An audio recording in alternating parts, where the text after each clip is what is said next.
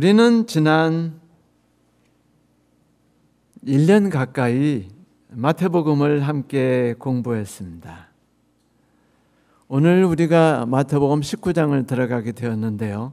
20장부터는 새로운 장면으로 전환된다고 말씀드렸죠. 이제 19장을 시작하면서 1장부터 18장까지 있었던 마태복음의 모든 내용들을 한 2, 3분 동안 짧게 요약해서 설명해 드리고 싶습니다. 마태복음 1장에서는 소외된 자를 감싸 안는 그런 진정한 왕이신 예수 그리스도의 자비와 사랑, 그리고 그 이름의 놀라우심이 드러나 있죠. 2장에서는 희망을 잃어버린 모든 사람들에게 용기와 그리고 위로와 희망을 주시는 하나님이 드러나 있습니다. 3장에서는 침례를 통해서 우리와 하나 되기를 원하시고 이 온 땅에 천국을 만드시고 세상을 구원하시기 위해 왕으로 부임하신 예수 그리스도를 보여줍니다. 4장에서는 예수 그리스도께서 왕으로 취임하셨지만 대적자에 의해서 인정받지 못했기 때문에 사단과의 전투를 통해서 왕으로 공식적으로 인정받는 장면이 나오죠. 5장부터 7장에는 복된 사람들이 우리라는 이야기를 해주고 있습니다.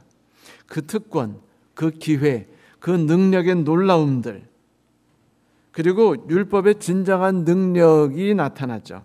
8장과 9장은 드디어 이제 말씀으로만이 아니라 세상의 삶 속에서 실질적인 능력을 보여주시는 예수를 보여줘요. 동정과 사랑과 자비심이 충만하시며, 그리고 그분이 세상을 바꾸시면서 이제 익어가는 곡식들을 바라보시고 이것이 주님의 희생과 보살피심으로 인한 것이라는 걸 깨달으신 예수께서는 이제 수확을 위해서 하나님께서 추수하실 사람을 부르신다는 이야기를 하십니다. 다시 말하면 이제 많은 제자들을 모이기 위함이셨죠.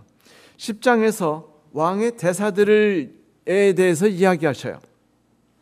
대사가 된 우리들, 그리스도인들을 불쌍히 여기시고 힘을 주고 용기를 주시죠.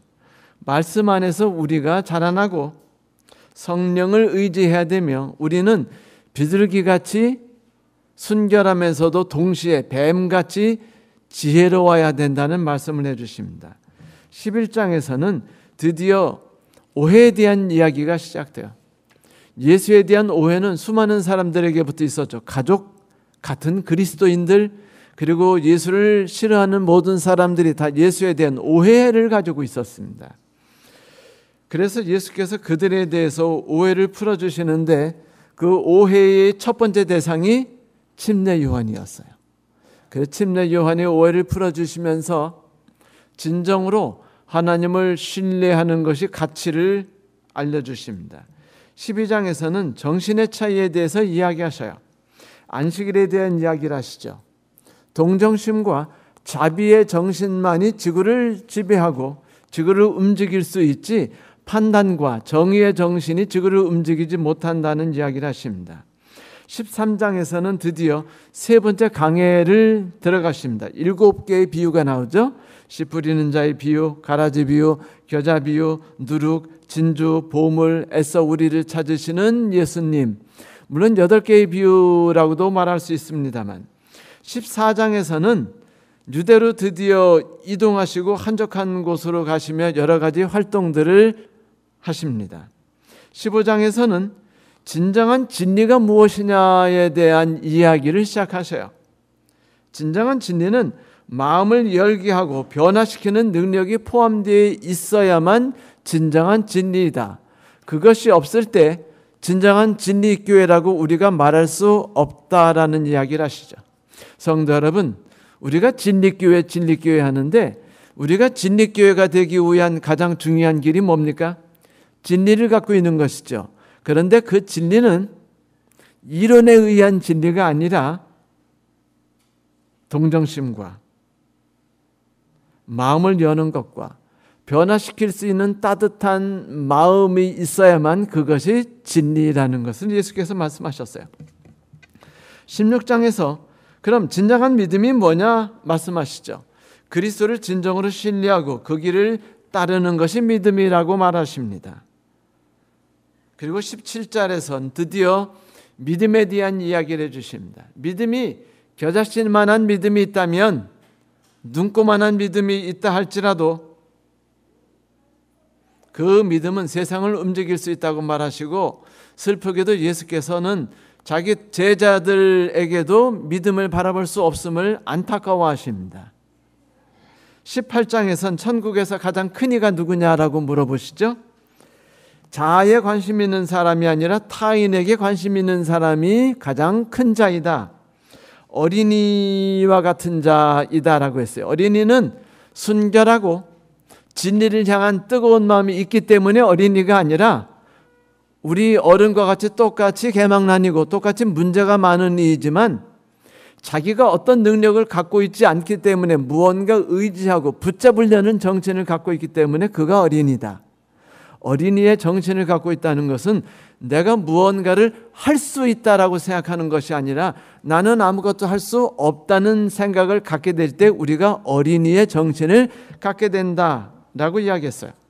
또한 진정으로 천국에서 가장 큰 자가 되려면 어린이와 같은 그런 형편없고 컨트롤할 수 없는 대상들을 감싸 안으며 그들을 붙들 수 있는 따뜻한 마음을 가진 자, 그리고 무엇인가에 대해서 용서할 수 있는 정신을 갖고 있는 사람이 진정으로 천국에서 가장 큰 자라는 이야기를 해주셨죠. 이렇게 해서 1장부터 18장이 맞춰집니다. 그리고 우리는 19장에 들어가죠. 19장에서 예수님께서는요, 결혼에 대한 이야기를 시작하셔요. 이 중에 혹시 결혼하지 않으신 분 계신가요? 꽤 많이 있으시죠. 우리 교회는 많은 처녀 총각들이 계십니다. 결혼이 무엇인지 전혀 경험해 보지 못한 분들, 그리고 또한 결혼하신 많은 분들이 계시죠. 이 결혼이라는 것은 수천 년의 인생사 속에서 인간에게 있어서 가장 관심을 끌고 있는 주제였어요. 소크라테스는 이런 이야기를 했습니다. 사람이 결혼을 하면 매우 후회할 것 같다. 자기의 인생도 후회스러웠거든요. 그런데 여러분, 사실 소크라테스의 아내가 악녀인 이유를 아세요? 소크라테스가 아내에게 있어서는 악남이었기 때문입니다. 아내를 위해서 살아가지 않고 세상을 위해서 살아갔기 때문에 그런 남자는 차라리 결혼하지 않는 게 훌륭한 남자예요. 결혼했을 때는 이 세상에서 가장 나쁜 남편이 돼버리죠. 그래서 소크라테스는 이 세상에서 가장 나쁜 남편이에요, 사실은. 그렇기 때문에 그는 결혼이 불행했고 결혼하면 후회할 거라고 그랬어요. 그러나 그가 한 말이 또 하나 있어요. 결혼을 안 해도 후회할 것이다. 이만큼 결혼이라는 것은 모든 사람에게 있어서 가치가 있고 귀중하다는 것은 수많은 사람이 입을 통해서 이구동성으로 나온 말이죠. 그렇죠? 여러분, 그렇다면 오늘 우리는 마태복음 19장 초반을 통해서 예수 그리스도께서는 결혼에 대해서 어떤 생각을 갖고 계시며 우리에게 거기에 대해서 무엇라고 말씀하려 하시는가에 대해서 한번 생각해 보기를 원합니다. 유대 제도자들이 예수를 찾아왔어요. 그리고 예수께 묻습니다. 사람이 아무 연고를 물어나고 아내를 내버리는 게 옳습니까? 당시 유대 종교 지도자들은요, 이스라엘 사회에서 심하게 논쟁이 됐던 그 이혼 문제에 예수를 끌어들이고 싶었어요. 같이 소용돌이에 빠뜨려가지고 같이 난장판이 되는 겁니다. 그래야 저 봐라, 예수도 결국은 그 문제 많은 존재 아니냐라고 한번 해보고 싶었던 거죠. 그런데 당시 이스라엘에서는요, 이 모세의 이혼장을 써주는 문제에 대해서 갈등이 컸어요. 그 샤마이파와 그리고 힐렐파가 있었는데, 샤마이파가 그리고 힐렐파가 이 이혼에 대해서 이야기를 나눌 때 가장 그 심각한 중심 주제가 뭐였냐면 성격 차이였어요. 여러분, 많은 사람들이 이혼할 때 이유를 뭐라고 하시죠? 성격 차이. 그런데 여러분, 하나님께서 인간을 창조하셨을 때 첫 번째 목적이 뭐죠? 성격 차이예요. 성격 차이가 있어야만 결혼할 수 있어요. 성격 차이가 없으면 결혼하면 안 돼요.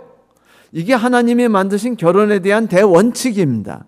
그런데 똑같은 걸 가지고 사람들은 뭐래요? 성격 차이 때문에 이혼해야겠어요. 우리 부부는 도저히 같이 살 수 없사옵나이다 라고 말합니다. 재판장에 가서. 힐렐은 말했어요. 성격 차이가 있으면 불행하게 사는 것보단 이혼해야지. 샴마이가 말했습니다. 이혼? 그게 어떤 건데 결혼이라는 게 그렇게 핑계를 대서 이혼하는가? 문제를 해결하려고 했어야지 라고 말합니다. 하나님의 능력을 무시하는 건가?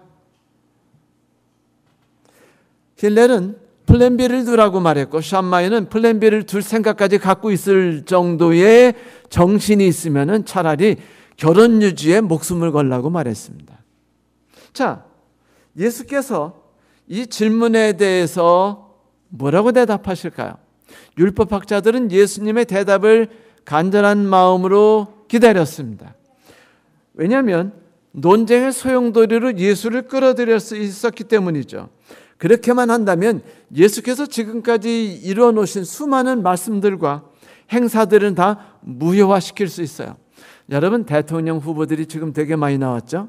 그들이 어떻게 훌륭한 일을 했느냐가 중요하지 않아요. 그들을 대통령으로 만드느냐 떨어뜨리느냐는 뭐에 의해 결정되죠? 어떤 흠집이 발견돼서 정적에 의해서 그것이 부풀려지고 사람들의 마음을 사도록 하느냐 아니냐일 뿐입니다. 예수께서 하신 것이 어떤 게 큰가가 중요한 게 아니에요. 예수의 문제점만 찾아서 부각시키면 끝나는 거예요. 그래서 그들은 결혼 문제로 예수를 끄집어들이기를 원했습니다. 그런데 여러분 아시다시피 결혼이라는 이 문제, 남자와 여자라는 문제는요, 중동 사회, 그리고 그레코 로만 사회, 이 사회에서 최고의 큰 이슈들이었어요. 사실은. 그리고 그 중에 중심 지역이 가나안 지역이었죠. 성적으로 문란한 것이 얼마나 심했냐면요, 아내와 결혼한 이유는 그저 세상 사람들 앞에서 멋진 그 폼 있는 사람으로 내놓기 위한 것 하나였어요. 그래서 우리는 여인을 호스티스라고 부릅니다. 그것은 가정의 대표자로서 많은 사람들을 안내하고 방문하며 어떤 곳으로 인도하고 부드러운 분위기를 만들어주며 가문의 명예를 잘 포장해서 보여줄 수 있는 사람. 이게 그들의 결혼에 대한 개념이었기 때문에 로마 사람에게는 그들은 결혼과 쾌락과 행복은 다르다고 생각했어요. 그래서 아내와는 결혼해서 아내는 가문의 이름을 내놓는 사람으로 끝내고 모든 쾌락과 행복은 다른 남자들과 혹은 다른 여자들과 그리고 유부녀들과의 관계를 통해서 찾기를 소망했습니다. 무슨 생각이에요?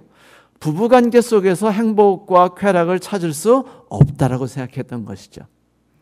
그런데 이런 그 사람들의 생각들은요, 그 지역만이 아니라 소아시아 지역이나 베빌론이나 페르시아 이 모든 지역들이 다 똑같았어요. 특별히 여러분 가나안 지역이 어떤 지역이었죠? 소돔과 그모라로 유명한 지역이죠. 소돔과 그모라는 어떤 지역이었죠? 동성연애에 관한 가장 이슈가 되는 지역이었습니다. 어쩌면 전 세계에서 가장 먼저 동성애가 시작됐을 수도 있고 아니면 동성연애자들의 천국이 바로 소돔과 그모라였어요. 그 모두는 쾌락을 원했습니다. 일반 삶으로 더 이상 만족을 누릴 수 없었어요. 왜냐하면 모든 일들을 다 해보니까 그거로 성이 차질 않아요. 그래서 더 큰 쾌락과 더 큰 쾌락을 추구하다 보니까 짐승과 자고 그리고 같은 남자끼리 자고 같은 여자끼리 자면서 끝없는 쾌락을 추구했지만 그들의 삶은 공허했어요. 이런 삶이 가득한 곳이 어디예요? 예수께서 계시는 가나안 지역이었습니다. 그러니 그들이 이게 있어서 부도덕하고 비정상적인 삶이 가득한데 결혼이라는 것이 그들의 삶에서 축복으로 남아 있었을까요? 하나님이 만들어 주신 제도대로? 아니에요. 그렇지 않았습니다. 그래서 지구의 모든 움직임 속에 모든 깨어져가는 지구를 복구시키고 생명으로 지구를 충만하게 만들어줄 수 있는 결혼제도가 저주의 제도 아니면 필요 없는 제도가 되어버렸습니다. 이때 그들의 질문을 보면서 예수께서 결혼이 무엇인지에 대해서 그들에게 이야기를 시작하시죠. 뭐라고 말씀하셨을까요? 이렇게 말씀하셨어요. 처음부터 창조주께서 사람을 남자와 여자로 만드셨다는 것의 의미를 너희들이 잘 모르는구나. 그러므로 남자는 부모를 떠나 제 아내와 합하여 한 몸을 이루니라 하신 말씀을 아직 읽어보지도 못했느냐 너희들이? 따라서 그들은 이제 둘이 아니라 한 몸이다. 하나님께서 짝지어 주신 것을 사람이 갈라놓아서는 안 된다라고 말씀하셨어요. 이야기는 뭡니까? 이혼 하나님은 허락하시겠다는 거예요? 안 하시겠다는 거예요? 안 하시겠다는 겁니다. 왜냐하면 결혼을 통해서 하나님이 주신 엄청난 축복이 있는데 결혼을 통하지 않고 어떻게 그 축복으로 사람들이 갈 수 있느냐 이거예요. 하나님이 만드시려는 천국, 모든 인간들을 하나님의 형상을 닮아갈 수 있도록 하시는 모든 뜻, 이것들이 결혼을 통해서 이루어지는 것인데 어떻게 결혼을 하나님께서 인정하지 않으실 수 있다는 말씀입니까? 그래서 예수께서 이렇게 대답하셨죠. 사람들이 창조 때의 결혼을 생각한다면 여러분 결혼 제도가 그렇게 만족스럽지 않아요. 그렇죠? 아내는 남편을 우습게 생각해요. 하와는 아내를 그렇게 생각해요. 왜? 남편이 뭐 제대로 하는 일이 있습니까? 가정을 위해서 도움이 안 돼요. 그러니까 가정을 위해서 좀 더 나은 가정을 위해서 뛰는 건 누가 뛰어야 돼요? 아내가 뛰는 법이에요. 그러니까 그날도 열심히 가정을 위해 뛰기 위해서 더 나은 삶을 추구하려다가 보니까 어디까지 갔어요? 선악과까지 간 겁니다. 그래서 선악과를 따먹었어요. 그리고 남편에게 갖다 줬습니다. 더 나은 삶을 꾸리는데 함께 동참할 수 있도록 남편을 사랑해요. 가정을 사랑합니다. 그런데 반면에 남편은 가정에 대한 큰 책임감이 없었기 때문에 거기에 대해서 큰 관심을 갖지 않아요. 귀찮으니까 주는 거 먹었죠. 그런데 하나님께 찾아오시자 아담이 뭐래요? 당신이 만들어주신 저 여자가 제 인생에 도움이 안 됐습니다. 안타까워하는 마음이 존재하던가요? 그렇지 않아요. 아내에 대한 애끓는 마음이 존재했던가요? 난 당신을 위해 내 마음을 바치겠어? 그거는 입에 발린 소리일 뿐이었습니다. 하나님께서 이런 그들을 위해서 깨어진 가정을 위해서 주신 하나님의 축복이 창세기 3장에 나타난 축복이었죠. 가정은 지구의 모든 삶의 중심이에요. 인간이 하나님께 나아가는 삶의 중심입니다. 가정은 깨지면 안 돼요. 그런데 창조 이후에 아담과 하와의 문제로 인해서 가정이 깨져버릴 위험에 빠졌습니다. 성격 차이로. 그때 하나님께서 그래 이혼해라고 하시던가요? 다른 여자를 주시겠다고 하시던가요? 아닙니다. 절대로 안 돼요. 그 여자 아니면 안 되고 그 남자 안 되면 안 되는 겁니다. 딴 데 가서 봐봤자 여러분 좋은 물건 찾지 못해요. 그래서 하나님이 주신 것이 뭡니까? 아내와 남편의 가정에서의 역할을 알려주신 거예요. 구원의 길을 새로이 알려주신 것이죠. 그 이야기를 하신 것입니다. 지금 부부에게. 하나님의 축복과 거룩한 명령은 한 남자와 한 여자를 통해서 하나님께서 위임해 주신 것이죠. 살다 보면 혼자 있는 게 좋을 때가 많죠. 저도 옛날에 그런 적이 있었어요. 가끔 아내가 처가댁에 안 가나? 이게 하루 정도는요, 제 마음대로 좀 마음 편하게 좀 놀고 뒹굴고 하고 싶거든요. 그럴 때가 있죠. 그럴 때 그런 생각을 하는데 안 가요. 그러면 힘들어지고 나에게는 언제 자유와 해방의 날이 찾아오나 이런 생각이 올 때도 있어요. 물론 이게 가정입니다. 그것이 언제나 우리로 하여금 즐겁고 뜨끈뜨끈하고 행복하고 뭐 이렇게 만드는 건 아니고 어떨 때는요 귀찮아져요. 불편해지는 것도 있습니다. 하지만 하나님이 가정제도를 만드셨을 때는 그런 모든 불편함을 넘어서는 것이며 또는 불편함 역시 축복의 디딤돌이 되는 것이기 때문이죠. 어쩌면 예수님께서 지금 최초의 가정을 이야기하신 것은 부부의 연합이 이 세상 무엇보다도 가장 중요한 것임을 우리에게 보여주고자 함이었기 때문이죠. 그런데 여러분 아시다시피 서로 다른 존재들끼리 만나서 조화를 통해 함께 자라나고 함께 이겨내고 손을 잡고 함께 걸어나가는 게 결혼이지만 이것이 쉽지 않다는 거 우리 잘 알아요. 결혼은 언제나 결혼한 사람들을 그들이 예상하지 못하는 곳으로 이끌고 가는 법이거든요.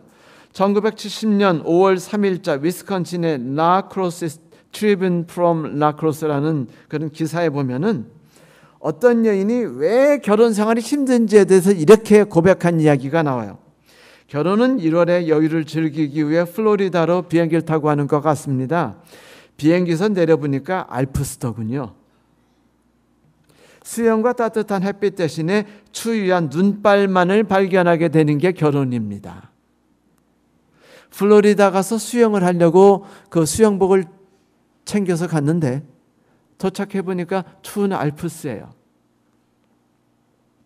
린다 앤 샬리 블룸이라는 분은 결혼이 성공한 계약성사인가 아니면 호된 시련인가라는 제목의 글을 썼어요. 전 이 제목이 마음에 드는데 그분이 이렇게 말했어요. 사람들은 성공적인 결혼을 하게 되어 행복해한다. 영어로는 good deal입니다. 재정적으로 정서적으로 안정을 찾게 되니까. 맞아요. 요즘에 아파트 한 채 얻으려면 뭐부터 해야죠? 결혼부터 해야 돼요. 총각과 처녀는요 아파트 분양받기 힘듭니다. 결혼하세요. 자, 정서적으로 재정적으로 안정을 받아요. 사랑과 동료를 충분히 공급받습니다. 정규적으로 부부 생활할 수 있고요. 우위를 얻어요. 안정된 삶을 갖습니다. 좋은 가문을 일궈낼 수 있어요. 그런데 상당 부분의 사람들이 살아가면서 고통스러운 시련을 겪을 수밖에 없습니다. 안 겪은 사람 있나요? 목사 부부? 여러분 목사 부부 역시 전혀 모자라지 않게 고통스러운 경험을 하고요. 똑같이 부부싸움 합니다. 똑같이 이혼하자고 하고요. 안 할 수 없어요. 그게 인생이에요. 고통스러운 시련을 통해서 결혼에 대해 부정적으로 생각한다. 이때 고통스러운 시련이 올디을이라고 말합니다. 영어로. 굿딜인 줄 알았는데 올디를 경험하는 거예요. 그리고는 후회를 하면서 새로운 짝으로 갈아타게 된다. 뉴딜이죠. 그래서 이제 굿딜, 올딜, 뉴딜이라고 이 여인이 기록을 했어요. 결혼이라는 게 이런 것이다. 슬픈 것이다. 그분은 행복한 생활을 하지 못했나 봐요 라고 말하지 마세요. 많은 분들이 남편들을 왼수라고 부를 때 이미 결혼이 뭔지 결정난 거 아닙니까? 그렇지 않아요? 결혼이라는 게 말같이 쉬운 게 아니에요. 유지를 50년을 살고 60년을 같이 산다는 게 정말 힘든 겁니다. 아내에게는 끝없는 인내와 고초의 시간이에요. 남편에게도 쉽지 않은 시간입니다. 언제 그 보람을 찾게 될지 몰라요. 그래서 이 보람이라는 새로운 모험 세계에서 우리는 힘들어하는 겁니다. 그럴 수밖에 없어요. 결혼을 하면 지금까지 나는 혼자였고 내 혼자임으로 세상을 꾸려나가던 모든 철학과 사상과 가치관이 모두 무너져 버립니다. 왜냐하면 또 하나의 상대방이 존재하면서 내가 믿고 있던 모든 신뢰, 모든 믿음, 모든 철학을 다 무너뜨리거든요. 이렇게 말해야 아내가 말하기를 네가 믿고 있는 방법이 틀렸어. 네가 생각하는 생각이 틀렸어 라고 말하기 때문입니다. 그럼 나는 그러죠. 그럼 나는 이제까지 살아온 게 헛살았단 말인가? 우린 지금까지 나를 즐겁게 해주는 것이 나를 불행하게 만들 수 있다는 걸 결혼을 통해 배워요. 두 팔 벌리고 자는 권리가 이제 더 이상 내 것이 아니라는 걸 배우게 됩니다. 그래서 옳다고 생각하는 모든 것들이 이제 옳지 않게 된다는 걸 알고 그것 때문에 너무 힘들고 너무 마음이 아파요. 어떨 땐 마음이 찢어지고요. 내가 이것을 얻으려고 결혼을 했나? 라는 생각도 하게 됩니다. 지금까지 내가 알고 왔던 정의, 정직, 정결함이라는 게 다 정신병이라는 소리를 드디어 상대방을 통해서 알게 됩니다. 그러면 혼란스럽고 고통스러워요. 정신적인 요소를 갖고 있을 수 있다는 걸 배우게 되거든요. 모든 게 다 깨집니다. 모든 게 다 무너져요. 힘들어져요. 왜 결혼했는가라는 생각이 들죠. 사실 결혼이라는 게 그럴 수밖에 없는 게 나라는 세상에서 우리라는 세상으로 바뀌어 가기 때문입니다. 거기에는 더 이상 나라는 세상에서 갖고 있는 정의와 공의와 정직과 열심이란 개념이 의미가 사라지기 때문이죠. 우리라는 세상에서 갖고 있는 정직은 나 혼자만의 세상에서 갖고 있는 정직과는 다른 단어예요. 단어가 다릅니다. 영어 사전에서도 한글 사전에서도 국어 대사전에서도 이렇게 써야 돼요. 정의 1, 가정에서의 정의 2, 혼자 삶에서의 정의. 이렇게 만들어야 돼요. 사실은.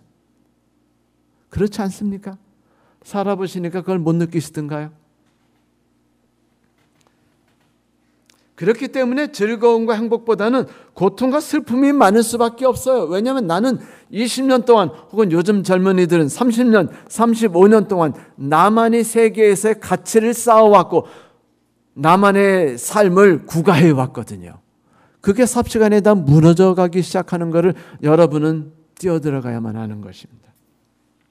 새로운 변화예요. 그래서 어떤 사람이 신문기사를 썼습니다. 그래? 그렇다면 수영복 그냥 당근마트에다 팔아버리고 그 동네에서 겨울옷을 산 뒤에 그것도 당근마트에서 스키 타는 법을 배우고 새로운 외국어 말하는 걸 배우면 되지 뭐. 추측컨대 그렇게 한다면 플로리다에서 멋진 휴가를 지내는 것만큼 알프스에서도 즐길 수 있지 않을까?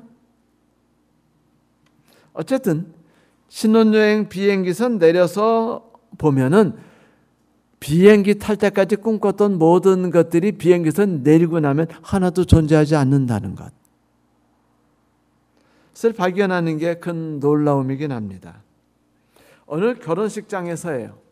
모든 결혼식 순서를 마치고 드디어 대망의 신혼여행을 떠나는 그 신혼부부를 보면서 하객들이 막 박수를 치고 즐거워하곤 있었죠. 그 모습을 지켜보던 꼬마아이가 엄마 손을 꽉 잡고 물었어요. 엄마, 결혼이 뭐야? 여자와 남자가 서로 만나서 사랑하게 되는 거란다. 결혼해서 부부가 되면 싸우지 않고 서로를 이해하게 돼. 서로의 잘못을 감싸주지. 또 모든 힘든 일을 나누어서 도와주게 돼. 그러자 꼬마가 잠시 고개를 기우뚱하더니 말했어요. 그러면 아빠하고 엄마는 결혼하지 않았구나.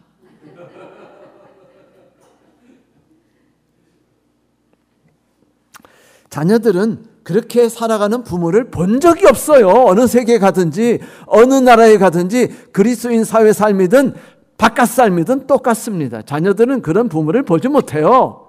본 적이 없습니다. 그러니 이렇게 말한 아이의 말은요, 역사 속에서 온 지구적으로 진실입니다. 결혼해 살다 보면 남편과 아내가 서로 다른 시야를 갖고 있기 때문에 불편한 법이에요. 찰스 스윈들 목사님이 그 경험을 했어요. 7년 동안 너무 짜증이 났대요. 아니, 하나님 말씀대로 살면 되잖아. 뭐요? 복종. 에베소서 5장 22절에 아내여 남편에게 복종하라고 말했는데 이놈의 예편에는 복종을 안 해요. 그게 너무 힘든 겁니다. 자꾸 짜증이 나요. 자기와 생각이 다르다고 말합니다. 남편에게 자기 감정을 자꾸 표현하는 거예요. 자기가 옳다는 것을 구부리지 않아요. 복종이라고 말하더라도 생각을 계속 말하는 겁니다. 아내가. 견딜 수가 없었어요. 그러던 어느 날 이 찰스 스윈들 목사가 창세기 2장 18절부터 25절 읽다가 남편과 아내가 서로 다르게 만들어진 존재구나라는 것을 배우게 됩니다. 그런데 사실은요, 찰스 스윈들 목사님이 성경을 잘 알지 못하는 분이었나 봐요. 성경에 보면 에베소서 5장 22절에 이렇게 말해요. 부부여 서로 복종하라 라고 말합니다. 그리고 아내여 남편에게 복종하라는 단어가 없어요. 여러분, 한글 성경 잘못 번역된 거고 영경성어 잘못 번역된 겁니다. 아내여 남편에게 복종하라는 복종이란 단어는 원어에 존재하지 않습니다. 이렇게 말했죠. 아내여 남편에게 그렇게 할지어다. 앞에 뭐라고 되어 있죠? 부부여 아내여 남편이여 서로 복종하라. 아내여 그대도 남편에게 그렇게 하세요. 이렇게 말했을 거예요. 이렇게 말했던 겁니다. 다시 말하면 부부가 서로 복종하는 것이 원칙인데 구체적인 시행세 측에서 아내는 남편에게 복종하고 남편은 아내를 사랑한다라고 말해서 사랑과 복종이 같은 복종이에요. 사랑도 자기를 비우는 거고 복종도 자기를 비우는 겁니다. 사랑은 자기를 의지하는 사람을 감싸 안는 거고, 그리고 복종이라는 것은 자기를 사랑하는 사람에게 자기를 맡기는 삶이죠. 그런데 이런 복종을 생각하지 않고 찰스 스윈들 목사님은 어떤 생각했어요? 요즘에 여러분들 유튜브 통해서 듣는 목사님들의 설교처럼 아니요, 남편에게 복종하세요. 그게 성경에서 하신 말씀입니다. 그 목사님 성경을 완전히 잘못 알고 있는 거예요. 성경에는 아니요, 남편에게 복종하라는 성경 말씀이 없습니다. 없어요. 아니요, 남편에게 그렇게 할지어다라고 말했죠. 앞에 부부여 피차에 복종하라는 단어가 존재한다는 사실을 잊지 마십시오. 이 스윈들 목사님이 부부가 다르다는 걸 알자 아내는 남편의 뜻을 반복하는 메아리가 아니라는 걸 깨닫게 돼요. 동종한 가치를 갖고 있는 반려자라는 걸 알게 됩니다. 그런데 문제가 뭐예요? 성경에서 돕는 배필이라고 말했을 때 돕는 배필은 아내가 남편보다 높은 존재라는 거예요? 낮은 존재라는 거예요? 돕는 배필이라는 말은 높은 능력과 재주를 갖고 있는 사람이 그거를 갖고 있지 않는 사람을 돕는다고 말할 때 돕는 배필이라는 말을 쓴다고 그랬죠? 성경 원어 말씀이. 그러니까 능력이 더 많은 여인이 매사에 문제가 많은 남편을 도와주면서 이렇게 매사에 옳은 길을 가도록 돕는다라는 말이 창세기에 나오는 돕는 배필이라는 단어였다는 것이었어요. 찰스 스윈들 목사님 이런 걸 깨닫고 나니까 내가 세상을 잘못 알고 가정이라는 것에 대해 잘못 알았구나라는 걸 깨닫고 그때부터 내가 하나님 안에서 자라나기 위해서 아는 나에게 반드시 필요한 존재라는 걸 배우게 됩니다. 그리고 바뀌기 시작해요. 가정은요, 내가 하나님의 형상을 닮아갈 수 있도록 하는데 가장 큰 영향을 끼치고 내 아내 역시 하나님을 닮아가도록 하는데 가장 큰 영향을 끼쳐요. 그런데 그 이유가 뭔지 아세요? 우리가 서로 다르기 때문입니다. 그리고 상대방이 짜증나는 인간이기 때문이에요. 바로 그게 비결입니다. 그것 때문에 우리가 하나님을 닮아갈 수 있는 비결인데 그거를 원하지 않는다면 여러분 힘들어지죠. 한 친구가 있었는데 친구가 멋진 여성을 만나기를 바랬어요. 결혼이라는 게 세상 사람들이 다 생각하듯이 그 상대방을 바꾸고 고치려 하지 않고 상대방과 조화를 이루는 방법을 내가 배우는 것이라고 생각하지 않거든요. 상대방이 고치는 것이 결혼이라고 생각하거든요. 안 고치면 그때는 뭐예요? 부부가 성격 차이인 거죠. 그런데 이 사람이 결혼하려고 하다가 나이가 들어가지고요 50이 넘어버렸어요. 그래서 하루는 친구가 말했습니다. 너 좋은 여자, 완벽한 여자 찾으려고 수십 년을 찾아다녔잖아? 그래, 살면서 한 번이라도 멋진 여자 만나봤니? 딱 한 번. 그런데 왜 그 여자 결혼 안 했니? 그 여자도 완벽한 남자를 찾더라고.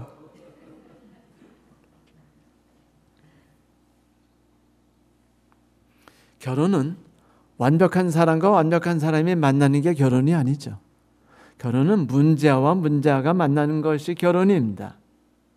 결혼은 그 문제와 문제, 부족한 사람과 부족한 사람들이 하나가 되어서 완벽하게 맞춰지는 거예요. 서로가 서로를 도우면서 결점들이 사라져있는 겁니다. 상대방이 없으면 여전히 결점 있는 존재라는 걸 깨닫게 되는 게 결혼이에요. 예수님이 이 이야기 하시니까 바리새인들이 짜증이 났습니다. 그 예수께 묻죠. 그렇다면 모세는 왜 이혼 증서를 주고서 이혼하라고 했습니까? 그때 예수께서 이렇게 대답하시죠. 그건 너희들이 악하기 때문이야. 너희들이 하나님 말씀을 안 따르기 때문이죠. 그리고 성경에서 어디 그렇게 말했니? 모세가 너희들이 완악하기 때문에 할 수 없이 허락한 것이지 명령한 것은 아니야 라고 말씀하셨습니다. 예수께서 모세가 너희가 완악하기 때문에 이혼을 허락했다라고 말씀하신 거예요. 허락했다는 게 뭐예요? permit. 어쩔 수 없이 그냥 그래 허락하마. 그러지 않으면 너희들이 자살할 것 같아 라고 말했다는 것이에요. 모세가 이혼을 한 번도 인정하거나 동조한 적이 없다는 것입니다. 오래전에 모세는 이스라엘에게 부부 이혼에 대한 규정을 만들어줬어요. 어떤 남자 결혼했는데 여자에게 결혼이 끊는 걸 알게 돼서 여자가 싫어지거든 이혼 증서를 써서 내보내세요. 그런데 여기에 있는 문제가 뭐였냐면 이거였어요. 이 이야기를 한 다음에 예수께서 말씀하시기를 아내에게 결함이 있기 전에는 이혼하지 말라. 그런데 이 결함이 뭐였냐면요.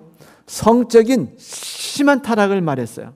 그건 뭐냐면 무슨 뜻이냐면 내가 삶의 만족과 삶의 행복을 남편에게서 찾을 수 없다고 생각해서 남편이 아닌 다른 모든 삶 속에서 행복과 가치와 쾌락을 찾기 위해 나간다라는 것이 여기서 말한 결함이라는 단어예요. 결함이란 단어는 그냥 그 바람을 폈다라는 것이 아니고요. 바람 폈다는 게 아니고 성적인 방종과 문란을 뜻했습니다. 그건 뭐냐면 남편에게서 만족과 행복과 삶의 가치를 깨닫지 못하니까 남편 아닌 다른 데서 나는 놀아요 라고 말하면서 그 자기의 집을 찾기 위해 나가는 것을 말하는 것이죠.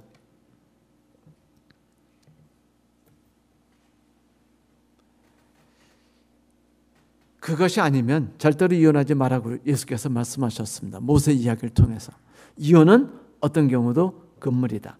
그런데 만약 상대방이 나라는 존재를 인정하지 않고 나라는 존재 없이 살으려 하며 가치를 추구해 나가란다면 끝없이 그렇게 방종해가지고 자기를 망치면서 나가버렸다면 어쩔 수 없이 이혼을 눈물을 머금고 허락할 수밖에 없지 않겠느냐.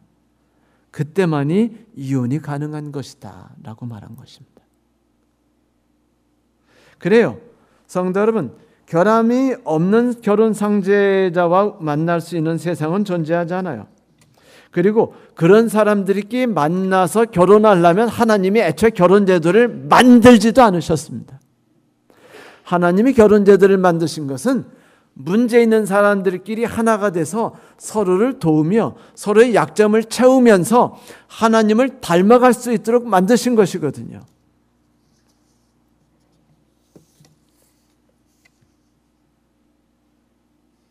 그러므로 결혼은 결함 때문에 깨어져야만 하는 것이 아니라 결혼 때문에 오히려 결혼은 이루어져야만 하는 것입니다.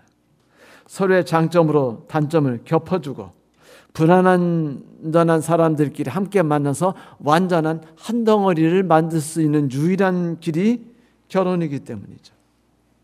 왜? 거기에는 하나님이 함께 하시기 때문입니다. 하나님이 여러분과 함께 일하시는 것을 경험하길 원하십니까? 그럼 결혼해야 됩니다. 결혼해서 그것을 경험해야죠. 이 이야기를 들은 제 예수님 제자들이 가만히 생각해 보니까 결혼하면 안 되겠다. 너무 스트레스 받아. 그래서 예수께 이렇게 묻습니다. 예수님, 그러면 독신으로 사는 게 좋겠네요. 하여튼 여러분, 예수님 제자들 마태복음 1장부터 18장까지 보는데 정말 싸가지 없는 친구들이죠. 마음에 드는 게 하나도 없는 게 예수님 제자들이지 않았습니까? 어쩌면 그렇게 문제투성입니까? 그런데 저는요, 우리 집에 있는 유딩이 문제투성이 돼 사랑하고, 그리고 우리 집 사람도 문제투성이 저를 사랑하고, 그리고 저도 문제투성이 우리 아들 두현이를 사랑하죠.